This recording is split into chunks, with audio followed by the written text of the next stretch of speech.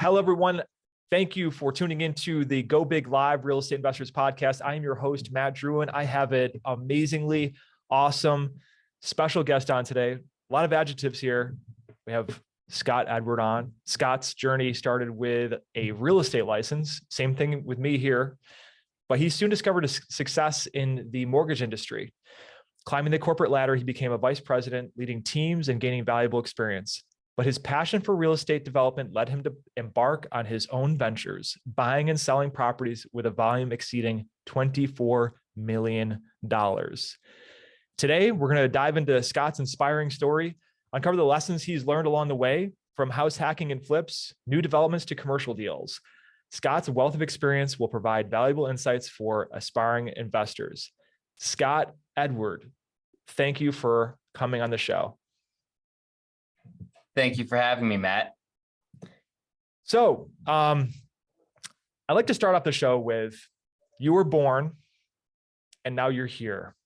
What happened in between? So I'm 37 years old, so that's a lot of time that we've got to cover, but I'll sum it up really quick. I grew up in Pittsburgh, but I've been in Arizona most of my life. I've been here since I was 13. And right out of high school, I kind of knew that I didn't want to go the path of like go to college and get a degree and then get into the workforce. So right out of high school, I actually, like you said, I got my real estate license. I went through real estate school and planned on becoming a real estate agent and becoming kind of an entrepreneur in that way. But just as I was wrapping up real estate school, I had a friend who was a mortgage loan officer for Countrywide. If anyone was around back in 2007, they know Countrywide was writing a bunch of subprime loans. But he was making a killing, and so here I was, 19 years old. I had a friend who was doing really well as a loan officer at Countrywide. And I thought, well, I could put this whole real estate agent thing on hold, go sell loans instead of sell houses. And so that's what I did. I got hired on, which is crazy that I got hired on as a mortgage loan officer at 19. Like, I always joke that I literally didn't even know how to do my own laundry at that point. And I was selling people mortgages, like it's pretty crazy. But I worked there and they ended up getting bought out, but I spent 15 years at that company. And that's where I kind of climbed up the corporate ladder. So while I left high school thinking I didn't want to get into corporate America, I found myself in corporate America for 15 years before I left, which was just about a year and a half ago, to pursue real estate investing full time. But I knew by the age of 25 that I wanted to get into real estate and make it my career longer term. And so I bought my first house at 25, and I was kind of inspired to get into flipping at the time. And my goal and vision at the time was flip a bunch of houses, make a bunch of money so that I could start buying rental properties and then kind of create enough passive income to replace my W-2 job and then leave the bank. And ultimately, I just kind of got hooked on flipping. So I have bought and sold quite a few rentals. Maybe we'll get into that. But my bread and butter for the past probably 12 years or now so has been flipping a couple houses per year or building a couple, flipping or building. So I do some ground up construction as well. And I guess that's it in a nutshell. So I'm trying not to ramble too much. That's the high level of my story. And then I could answer any questions you have about how all that panned out. Yeah, absolutely. I mean, I started out as a real estate agent because I graduated from college in 2006 and I couldn't find a job. It was like at the height of the economy. By the way, I still wish I would have kept my entire position in Bank of America stock. After well into these days, because I'd be singing a different tune. But yeah, I have the experience. That's where I started. I think it was a great foundation place to start, especially in the entrepreneurial space. And it was, has like adjacencies to real estate investment. So I read in your bio that you have experience with commercial and some larger deals. So can you tell me about like when you made like the seminal moment about that switch of maybe when you were doing some smaller stuff, some fix and flips here and there, and then you landed your first commercial deal?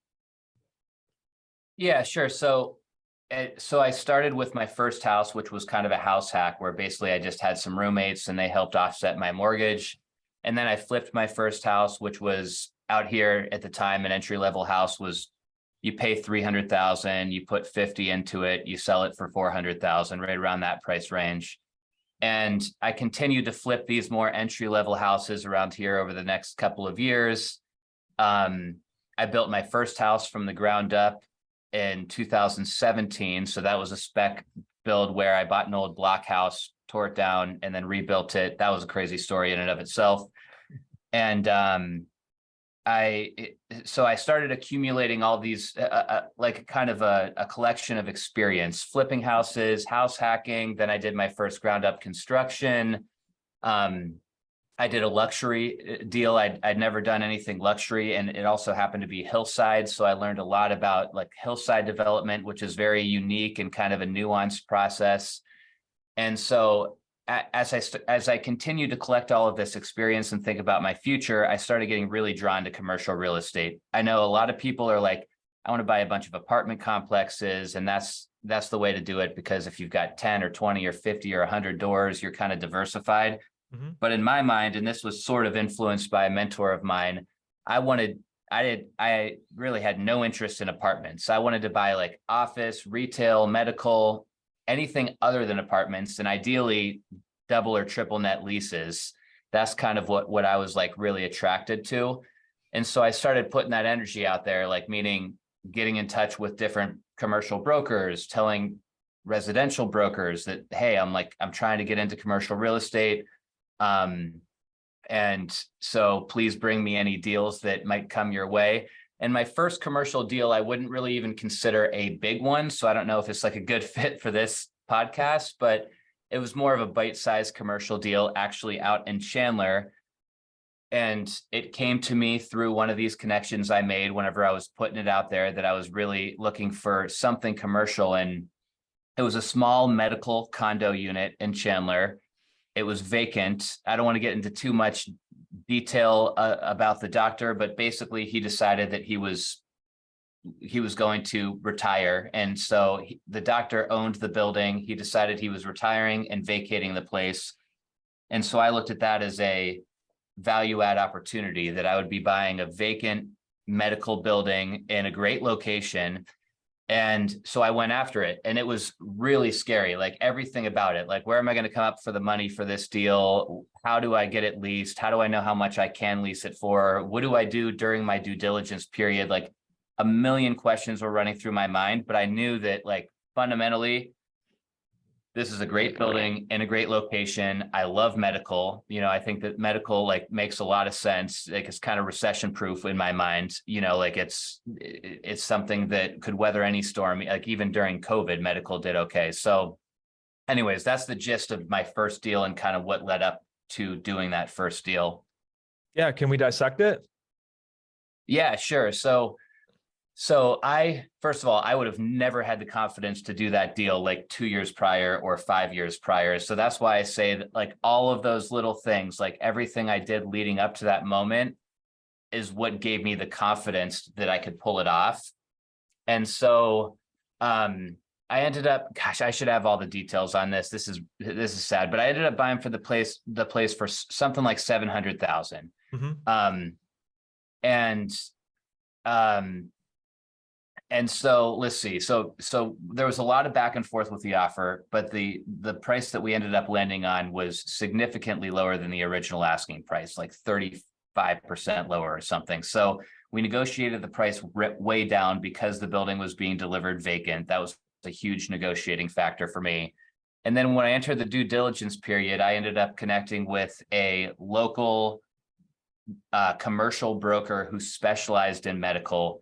And not only specialized in medical, but medical in this region. And so he kind of helped me navigate due diligence and go through my inspections and kind of everything that I needed to do during that period, along with help me understand how much this place was really worth. So we were looking at price per square foot. We were looking at what it could potentially lease for. We were looking at how long it would probably take to lease, because I would be taking possession of the building vacant. And so that was a big factor. Like, I'm going to have a huge payment the day we close. Mm-hmm. And how long is it going to take before we can get a tenant in here? So that was the due diligence period I learned was much longer. It was 30 days versus, you get 10 days in residential out here. So I had a lot of time to kind of figure all this out, but it was still like I was stepping into the unknown, so it was really scary. But we ended up getting to the end of the due diligence period, kind of everything checked out in terms of like the lease rates, and it all penciled out for me to where I kind of determined that, okay, if I close on this deal, it will take no more than 6 months to get a new doctor into this building. And when that happens, the return will be pretty strong. It was like 8 or 9% is what we projected would be the return, or the cap rate, as if I bought it occupied.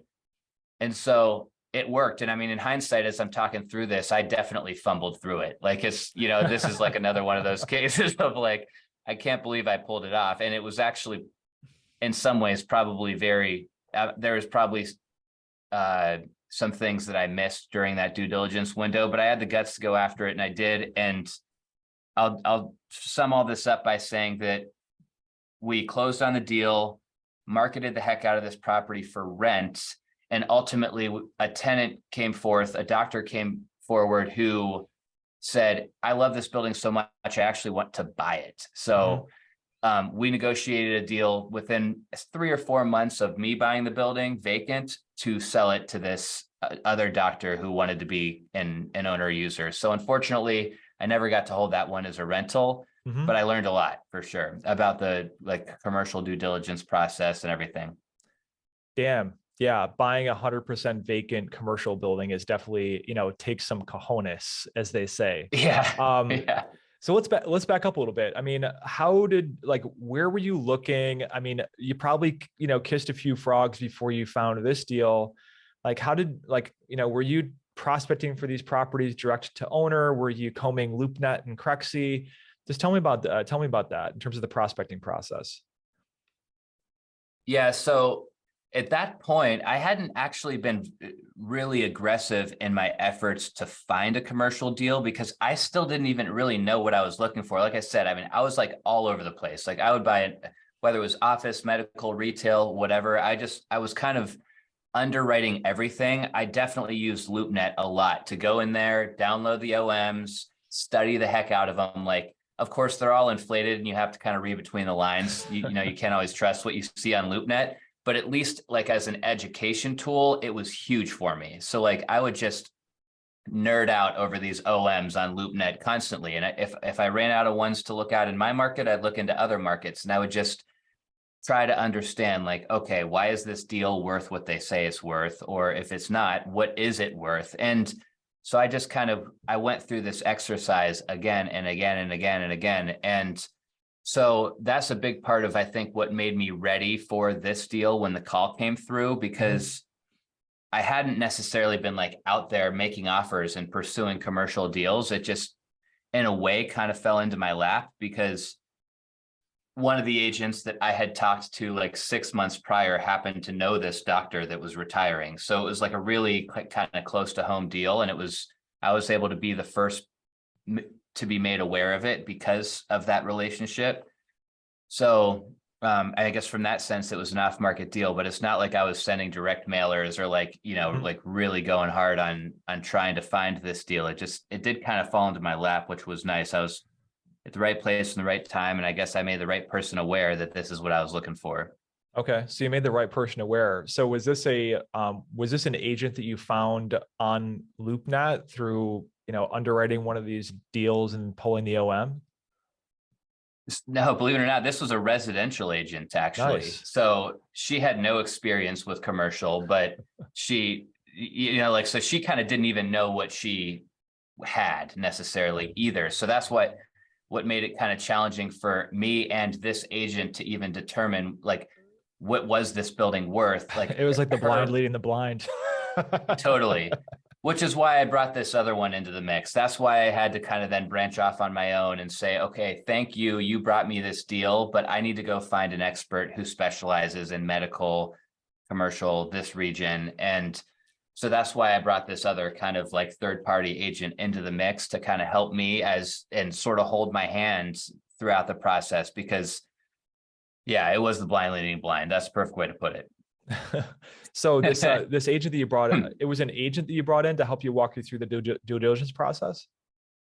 Yeah, it was a commercial broker. Yeah. Okay. So yeah. So basically my agreement with him was, look, you will be who I hire to help me lease this space Okay. when I close, so like I need you to help me market it and lease it when I close. So I'm going to bring you in now to help me navigate really the biggest part of his involvement here was helping me underwrite the deal, really, like helping me study the comps and share other buildings that were similar that he had recently leased, and talk to me about the process of getting it leased. Because I think single-handedly the scariest part about the whole thing was that it was a complete mystery how long I would be sitting on this single tenant, empty, vacant building, like when would someone come along and say that they wanted it? Would it be in 2 weeks or 2 months or a year? Like that was just, there was no way he could guarantee that, but he helped me understand through other similar properties and demand and vacancy rates and stuff that it wouldn't be too long. And he helped me also understand that the existing condition of the unit was good enough to where the tenant improvements requested would probably be pretty light. So like, if anything, maybe I'd need to do carpet and paint and that's it. And so like, he helped me figure those things out too. He also helped me understand that because there was I think they called it a surgery center. There's like actually a room within this building that was outfitted for surgeries to happen. That was something that was like really unique and that made this property kind of special in comparison to the comps. And so like, I would have never known that, so he just helped educate me on the pros of this space. And then ultimately he helped me. Well, the goal was he was going to help me lease it, but he helped me flip it basically to another, a doctor. Yeah, absolutely. So you bought this thing. How'd you get financing on a vacant commercial property? How'd you put this deal together from a capital stack standpoint? Yeah, so that's a good question. And I mean, over the years for financing, I've had a lot of more kind of abstract deals like this one that I've had to come up with sort of unique financing strategies. And the simple answer is there's a couple private equity guys here in town who I have established really good rapport with, who are more or less willing to fund almost anything that I throw at them, because they understand that like I'm not someone who's trying to do volume of like 50 deals a year. Like I'm very, very, very particular. I only do probably 1 to 2 deals per year on average. Like right now I've got 3 going on, but I'm laser focused on every single thing that I do. So the answer to your question is this a local private equity guy who helped fund the majority of that buy. And I mean, there was still payments required, obviously, up until the day that I sold, but he got his share in the form of interest, and that's been my go-to source of funding on these more abstract kind of deals that would be more challenging to get funded in a conventional way or through hard money. My second commercial deal, I went through a local credit union. That was much easier. The financing side of that one was very smooth because it was occupied when I bought it. Absolutely. Absolutely. So, Scott, on the, like, okay, so the private equity guy, brought most of the money to the table, like to finance this thing. So did you have to put your own skin in the game from a cash standpoint? Yeah. Okay. Yes. And was that just cash you had sitting on your balance sheet? Yeah. I mean, it was, like I said, it was kind of more of a bite-sized deal in the sense of like, I mean, that might sound, I realize that depending on who's listening, that might sound ridiculous. It was a $700,000 single unit building, but at this point I'd been flipping houses and saving money with a full-time job for a lot of years. So I've always been kind of an obsessive saver. Like I'm a pretty modest guy in terms of my spending. So yes, I've kind of had this pool of capital, that like working capital, that I draw from for these projects. And to be honest, I mean, this is another reason why I only do a couple deals at a time, because there's a lot of people out there who preach like you can invest in real estate with no money down. But to me, that's not as realistic as the gurus make it sound. Like you need to have some of your own skin in the game for most of the time. And if you didn't, then I'd probably be doing at least a dozen deals at a time. I wouldn't be stuck doing 2 or 3, but I only have a limited pool of capital myself to work with, which is why I'm limited in the number of projects I can take on at any given time. Yeah, I mean, that's like kind of like an open debate, right? About, this like, no money down type of thing. You don't need any of your own money. And it is somewhat true. The thing is that if you want to get started in larger deals, like, if you have $0 sitting in your bank account and you're a flat tire away from a financial disaster, you might want to take an evaluation, a good look as to how you can, put yourself into a more economically sustainable way. But we have cash, mostly because our lenders require us to have some amount of liquidity, even post closing. And then also, we have to have some cash to float, earnest money deposits and third parties like your appraisal and your environmental on some of these deals. That yes, we do get reimbursed that earnest money deposit and also those third party fees at closing when we close in these larger deals. But yeah, the idea that like you don't need any of your own money like whatsoever is kind of false. You need something in terms of liquidity. So let's say okay, so no, percentage wise, the private equity group, they brought, what percentage of the total purchase were they financing? On that one, 90%. Okay, and you brought 10%. Right. Okay. And then in terms of the carrying costs, like that was just, cash out of pocket that you floated the carrying costs in terms of the hold period until this deal closed? Yes, which is the only downside to this group because you're probably familiar with this, but there are some hard money lenders out there who will do what's called an interest reserve, where you don't actually have a down payment. It kind of just tacks onto your principal balance every month. Mm-hmm. But in this case, there's a payment due on the 1st. So that really stings when there's no one in the building paying rent. Yeah, absolutely. So bring this thing full circle. You sold it. You got this commercial broker that helped you through the due diligence. And what was in it for him was that you were going to hire him as a leasing agent to be a landlord rep. Ended up selling it. Like, what's the numbers in this deal? Do you remember? So yeah, like I said, I should have came more prepared with the exact numbers, but you can make it up. My wife's a teacher, and she's like, if you don't know the answer to something, just make it up. Nobody will know. Just make it up. It was somewhere in the neighborhood of bought it for 700. I think the contract price was somewhere around 800, and after commissions and everything were paid, my net on the deal was like 50 or 60,000 in profit before taxes.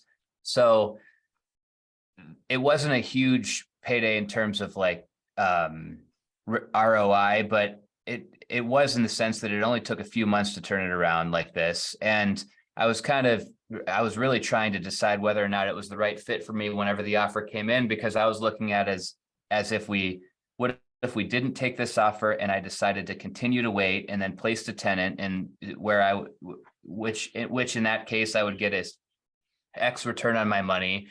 And I kind of did the math at the time and determined that it would take me like 6 or 7 years or something to make that amount of money that I was walking away with had I held it. And so that's how I justified. I mean, I know some people do all these complicated returns, like looking at IRR and everything. You probably do. People much smarter than me probably have much more advanced underwriting tactics. But for me, it was like, okay, like I can take 60,000 now, or it will take me 6 years to make 60,000. Like a bird in the hand is worth more than 2 in the bush kind of a thing. Yeah, no, absolutely. And this particular, quote unquote tenant buyer prospect was only interested in buying the building. And I was probably assuming that you're like, all right, well, if I don't do this deal with this guy, like, I don't know where the tenant's going to come from that's going to do this and how much tenant improvements they're going to need me to put into this and all these other uncertainties. So I could definitely appreciate that. I mean, I'm like, I don't know if you're in the business of flipping commercial stuff anymore, if you're more of have an orientation towards buy and hold, but the flipping anything is not very tax efficient. So that's the reason why I don't, I'm not a huge fan of it. But what are you doing? Like, what are you doing now? Are you in the business of raising capital for larger deals? Or are you just like bootstrapping it the entire way and kind of growing organically? So I'm currently still I'm still doing it the same way I always have been, which is just a couple deals per year, even though I did leave corporate America about a year and a half ago now. So I'm working on real estate full time at this point, and I'm kind of working on building up my social media profiles, because longer term, I do think that I want to get into some capital raising. Mm-hmm. But at this point, I'm focused still on just flipping and building commercial or residential real estate to hopefully eventually deploy some of that money into commercial. Mm-hmm. I've only done 2 commercial deals, the one I told you about today, and then another one, which was some office space in Mesa. Mm-hmm. And that one, very long story short, I bought with a tenant in place. She bailed on me after a few months, which was a nightmare. And then I got a new tenant in there after some improvements. And then I never had it on the market for sale, but a broker I had connected with approached me with a buyer who was trying to place some 1031 money. So I sold that deal as well. So I bought and sold 2 commercial deals at this point. So I definitely have, I have my feet wet in terms of I got some experience and I want to get into more of them, but some of the lessons I learned from those first deals has made me even more particular for whenever that third one comes along. I'm definitely with location. I'm trying to be really, really mindful of location. And I want to get into something that's more value add this next time around. Mm-hmm. I don't know if that's a background, if you're really sitting in a warehouse, or if that's just like a green screen, but I want to buy something that looks like that. Hey, come That's to my Rochester, goal. man. I have the perfect opportunity for you. I also have a bridge to sell you. Yeah, if you're listening to this, I have a green screen background of an old gum factory that we bought like a few years ago that we're in pre-development on right now. So no, I totally get it. It's not very pretty. I like it because I'm kind of obsessed with urban decay and that type of thing. So yeah, so it's pretty to me, but not pretty to a lot of people.